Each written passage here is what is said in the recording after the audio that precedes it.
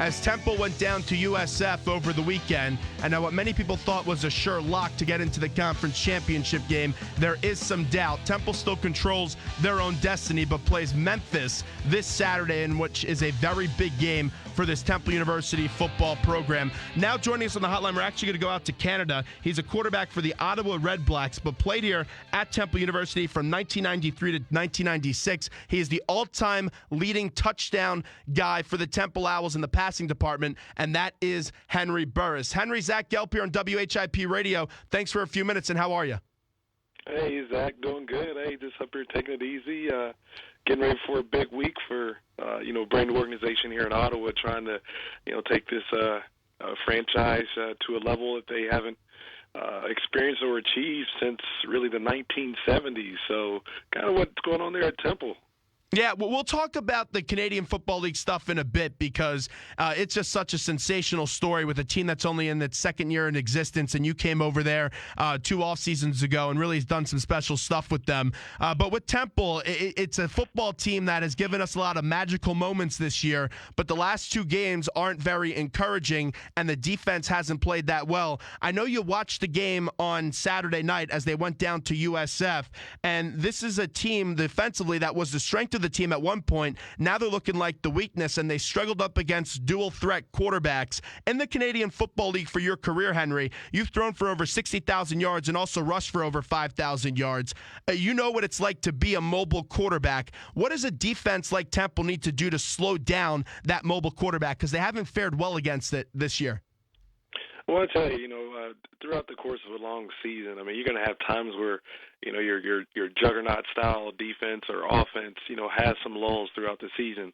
I mean, that's why football is the ultimate team game. I mean, when one side of the ball is having some struggles, the other side's able to pick it up. I mean, that's why you have, the 3 phases. So, I mean, right now with the defense, the way they've carried the team, I mean, they've went up against 2, offenses that have had some weapons on both sides. I mean, the running back from USF and, of course, Notre Dame speaks for itself.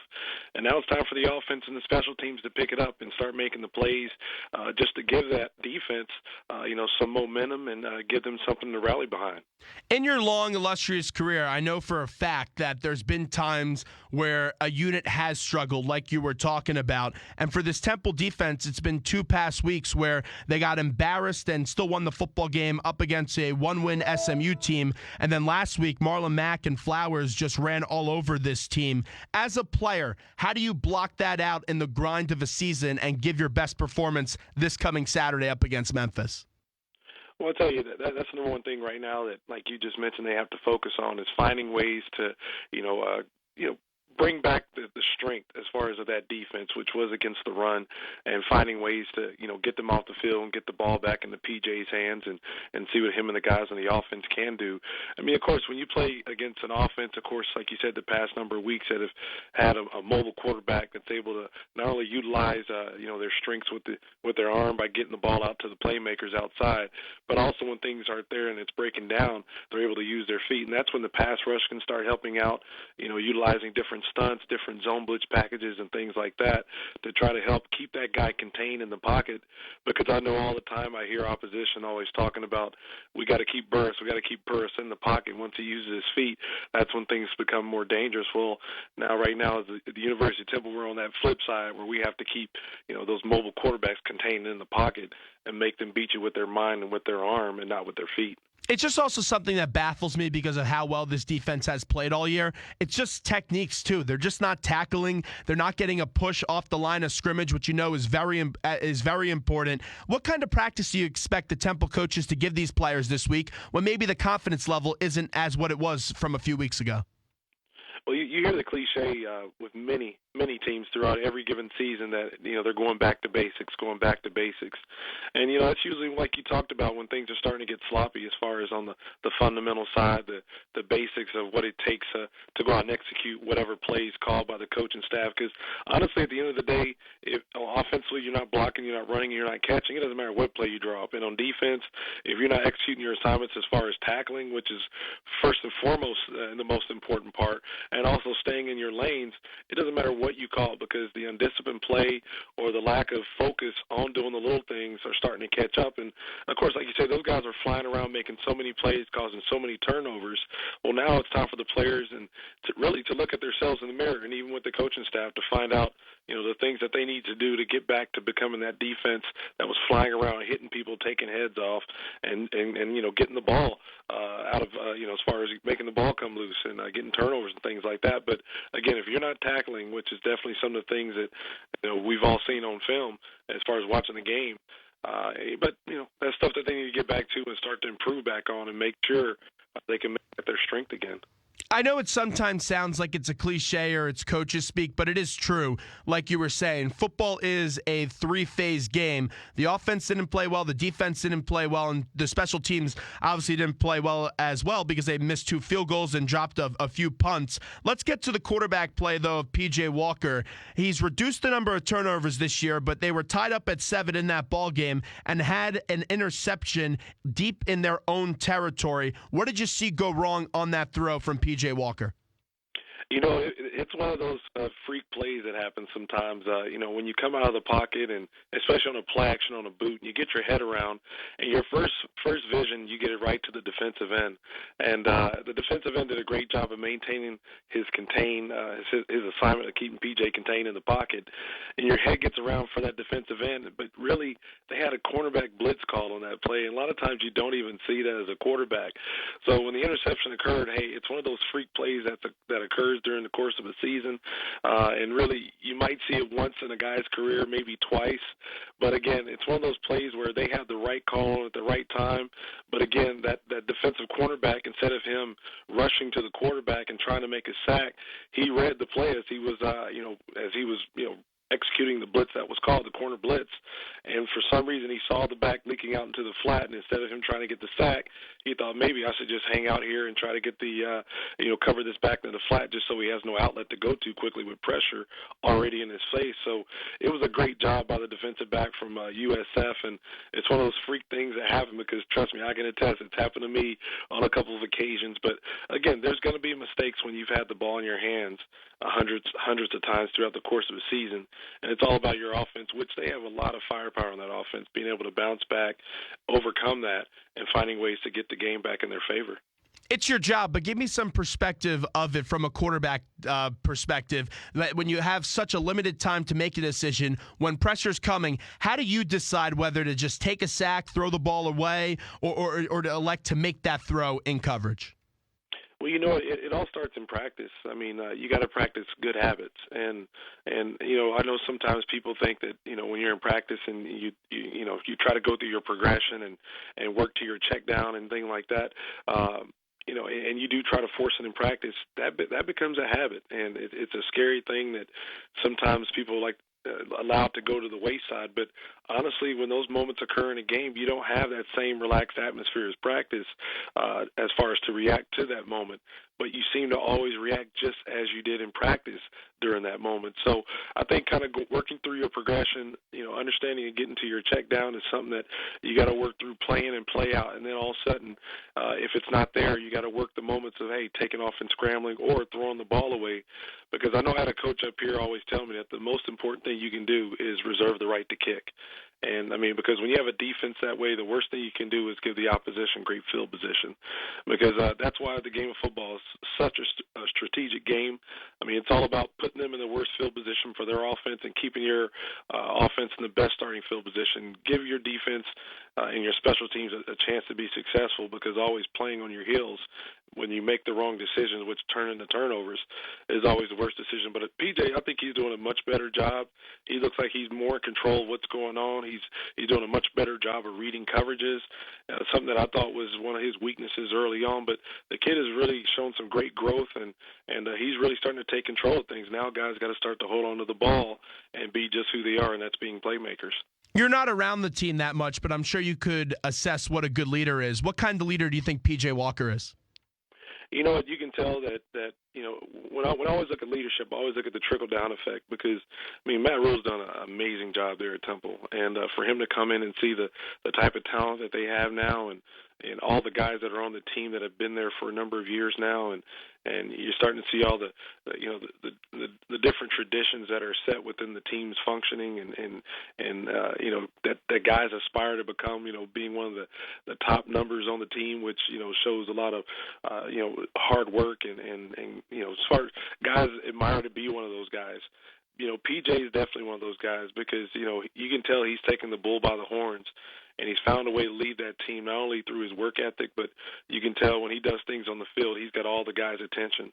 I mean, he's finding a way to make plays. I mean, just as in the Notre Dame game, I mean, the kid gave it his all. Him and Thomas, two kids who played together in high school and are now leading a top 25 team in the nation, back to the glory land. I mean, it's good to see his leadership and what it's done, not only for that entire team, for that offense and leadership both on and off the field, and it's reasons because of a guy like P.J. Walker that Temple's having the success that they are. We're talking to Henry Burris, who's the all-time passing touchdown leader for the Temple University Owls with 49. And I'm sure you see this, Henry, as I tweeted to you almost every time on Twitter, that P.J. Walker is one away from tying your record. And then after that, the next one would be number 50, and that would break your record. Are you upset, happy if he breaks your record? What's going through your head on that one? You know what? I want him to break the record because, I mean, that shows you that progression is going in the right direction at the school that I love to death. And, it's good to see, the excitement back as far as with the Temple University football Owls. And, I mean, I've been, watching the team play from many miles away, playing in the Canadian Football League and the NFL for so many years. And, I mean, who would ever thought that I'd be still playing this game and still be admiring my team as my career is, kind of winding down for the last few years that I'm going to play. But, to see the school going in the right direction, to come back and see the campus here and there, and to see how much growth has occurred both in the academic world and also in the sports world.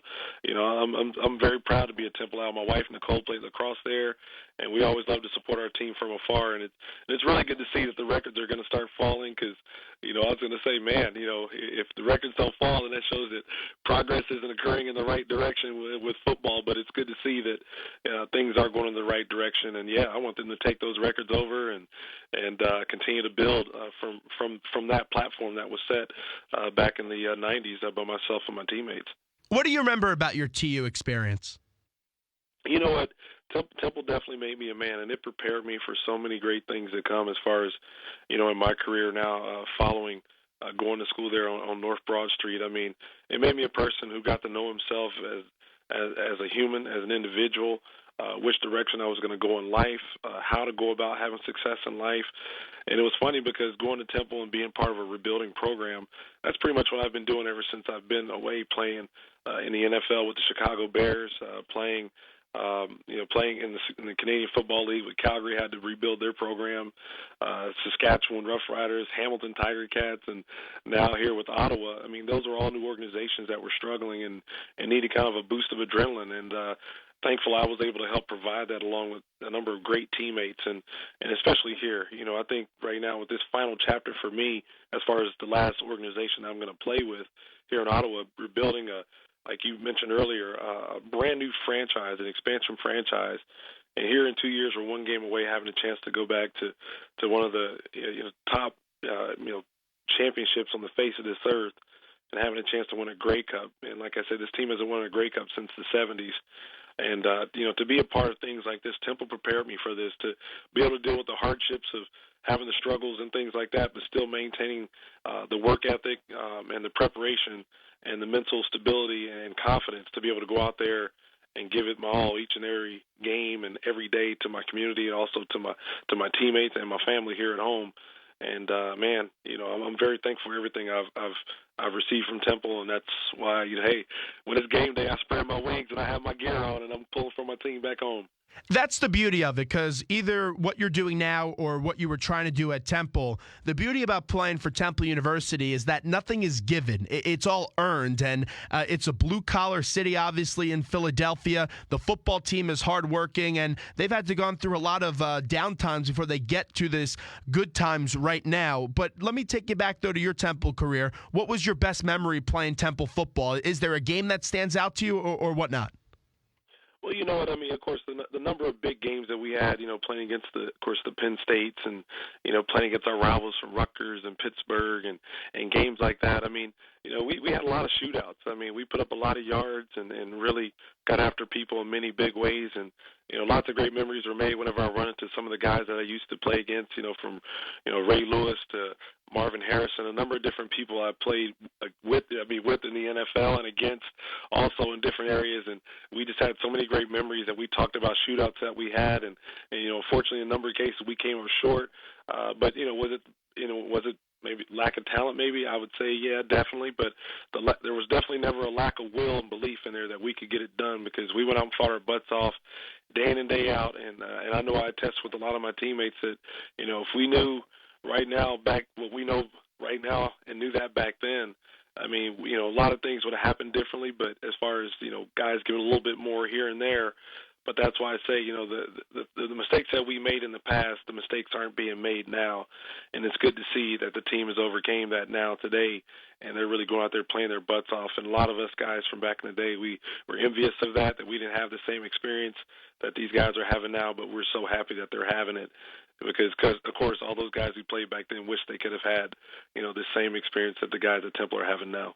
Henry, I'll be honest with you, math isn't my strength here being a student at Temple University, but that's because I'm a media studies and production major. We only have to take one math class and then we're done. But I did the math, and you only had 5 wins here as a Temple Owl. To see what this program is now, getting that national exposure a few weeks ago, being the ABC game of the week, also having College Game Day in town, these are things that if you would have told me that happened my freshman year or it was going to happen, I would have said you're absolutely nuts. As an alum that has seen the dark years of Temple football, when the program was almost dropped, to see that they're finally winning right now, just what does that mean, and how much pride goes through your body when you watch Temple football play this year, even though they haven't played their best brand of football the last 2 weeks? Well, it goes to show you, and I've said this so many times, when people talk about the highs and lows throughout the journey of, especially during the regular season of football, and albeit not even to talk about trying to build a program. Football is not a fast food industry. I mean, you can't expect things to just happen this way and that way overnight, and it definitely doesn't happen your way. So, sorry, Burger King and McDonald's and all those guys. I didn't mean to put you down there, but the bottom line is that it's a steady work in progress always. I mean, things are going to go your way in certain situations, and things aren't going to go your way. But the same way as it is in all sports, you try to put yourself in the best position possible to be successful. And the coaches' jobs are to put the players in positions to be successful. But it's the players' jobs to prepare themselves both on and off the field by getting their grades, getting in the weight room, and mentally focusing on. So when they do hit that field, there's nothing standing in between them doing their jobs and being successful on game day.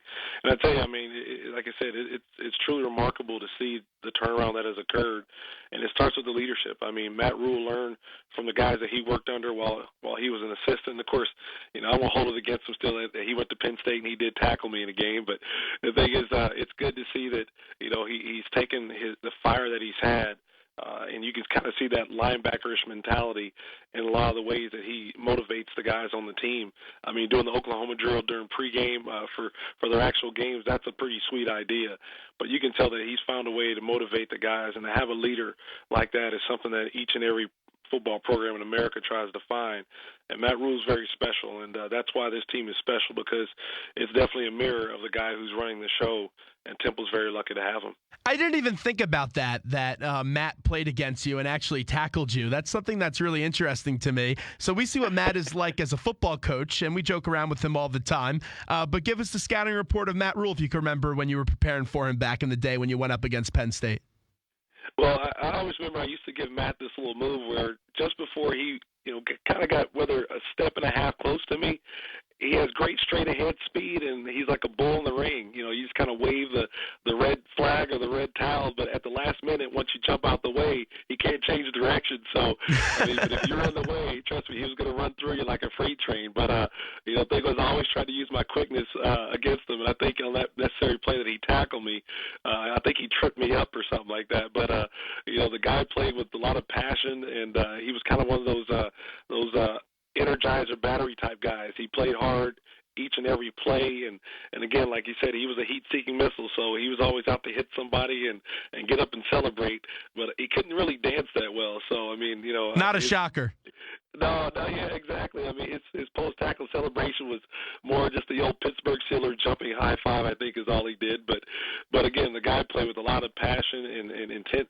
The intensity he brought to the table was, it was uncomparable. And that's the reason why he is who he is. You could definitely tell that he was one of those mental giants, the guys who gave it their all. And I'm pretty sure a lot of his teammates would say they could have foreseen his future becoming a head coach one day, because you can definitely see he's a brainiac. He's always a great chess player, being a few steps ahead of the competition and knowing just what it needs to take to inject the right life into his team to get him back in a great situation. So you know Matt pretty well. Do you think he'll stay here at Temple with all this success? Because that's the thing in college football. When you get all this national exposure, you have a job like Temple, people start to think, how much longer is Coach Rule going to stay here?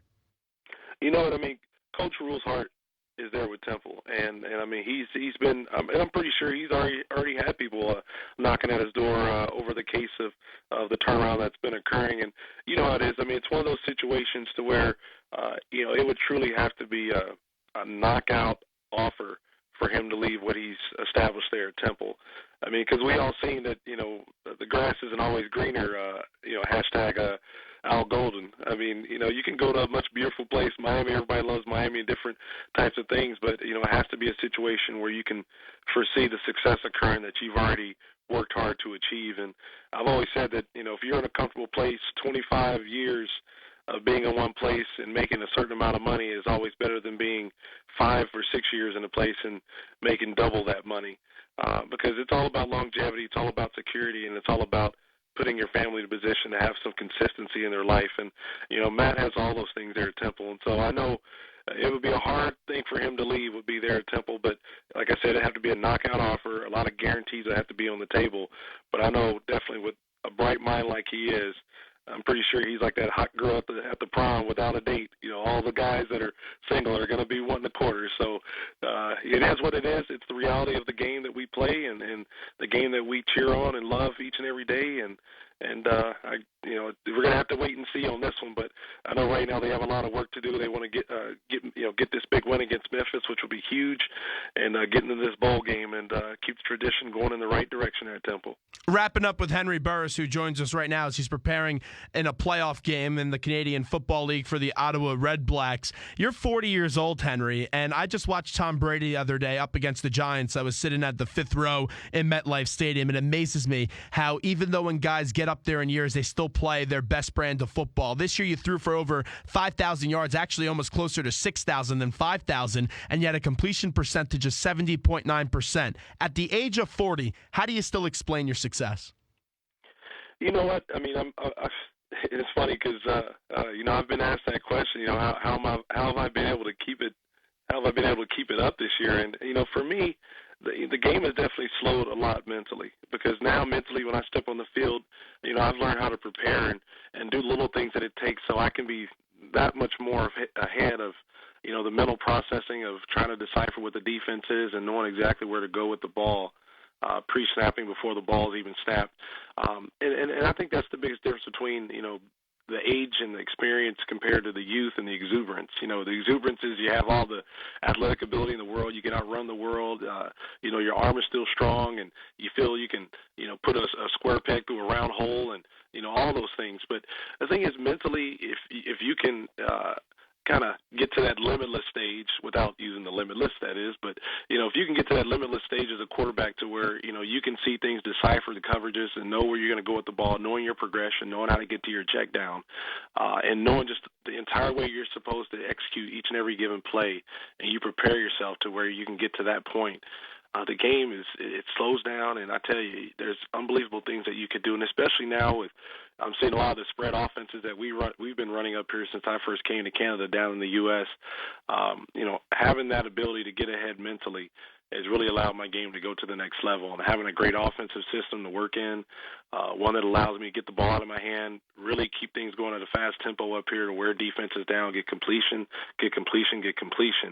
And because once you really get that going, it really frustrates defense, wears them down, and it's almost just like having a short passing game, which is almost just like the equivalent of a short running game. So, I mean, it's been a great run for me, I tell you. And physically, staying in the weight room, staying strong, putting the right foods in my body that allow me to maintain my youth and keep the inflammation out of my body, and just staying strong and still being motivated. And I'm thankful for it all, and having the people around me, my family, having Nicole and my boys. And, I mean, it's been something, I tell you, Zach. I mean, to be able to play at 40, I never thought it would happen, but here I am, and I'm going to enjoy the best moments of it. So you're in a playoff game this weekend going up against Hamilton, and here in the United States, it's NFL, NFL, NFL. We don't get to see that much of the CFL.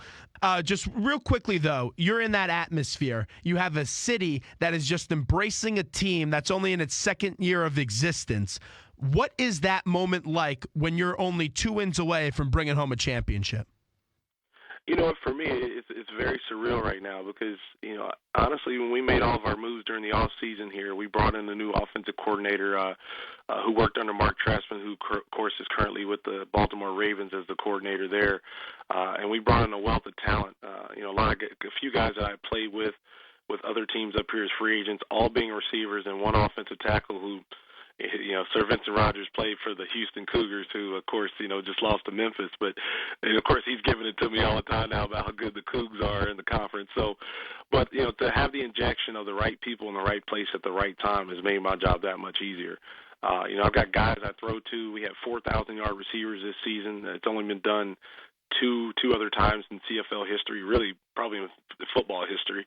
But, to have the right people to work with makes the job that much worthwhile. And to be able to go around this city now and hear all the stories about how many people, how many seasons that people suffered through, losing seasons up here in Ottawa, since 1983, since they hosted the East Final here, conference championship here in the Eastern Conference, and just hearing all the years of people's frustrations and now being able to help resurrect football and bring it back here to the nation's capital.